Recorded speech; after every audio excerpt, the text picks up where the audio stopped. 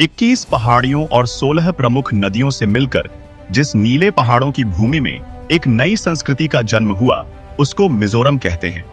अर्थात पहाड़ों पर बसने वाले लोगों के देश का नाम है मिजोरम।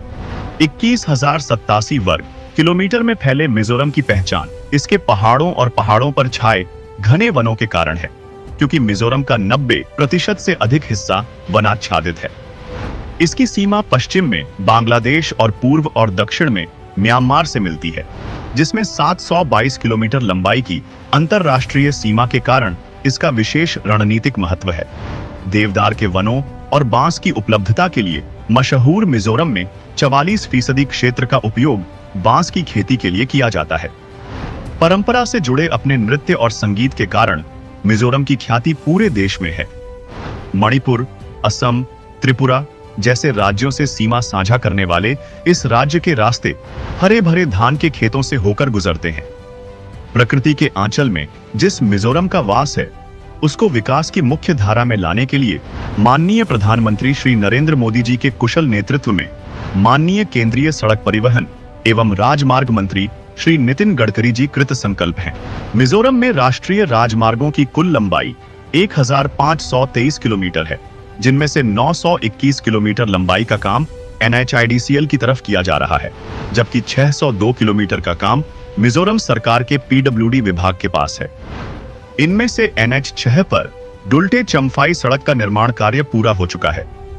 वही Kaladan multi modal transit transport project पूरा हो गया है, जो भारत और म्यांमार के बीच व्यापार मार्ग के रूप में कार्य करेगा।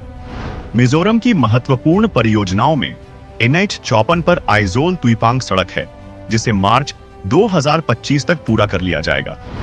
वही NH6 पर सेलिंग डुल्टे सड़क का 99% हिस्सा पूरा हो चुका है और बाकी 1% हिस्सा भी दिसंबर 2024 तक पूरा हो जाएगा। वही NH102B पर पीफांग तुइवई सड़क का 60% काम पूरा हो चुका है और बाकी काम मार्च 2025 तक पूरा हो जाएगा।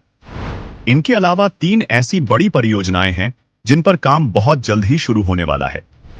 23,000 करोड़ रुपए की लागत से बन रही इस सभी परियोजनाओं के पूरा हो जाने से मिजोरम अपनी प्राकृतिक विकास के सौंदर्य से भर जाएगा। प्रकृति ने मिजोरम को पक्षियों का नैसर्गिक घोंसला बनाया है।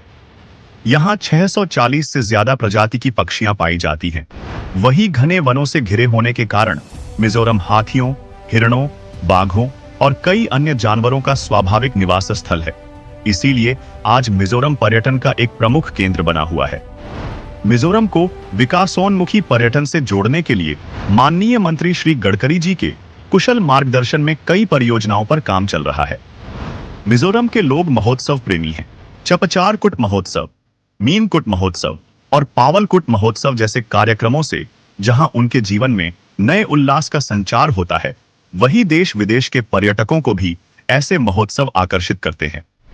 इसी तरह मिजोरम का चेराव नृत्य और बांस नृत्य उत्सव की झलक पाने के लिए भी पर्यटक वहां पहुंचते हैं।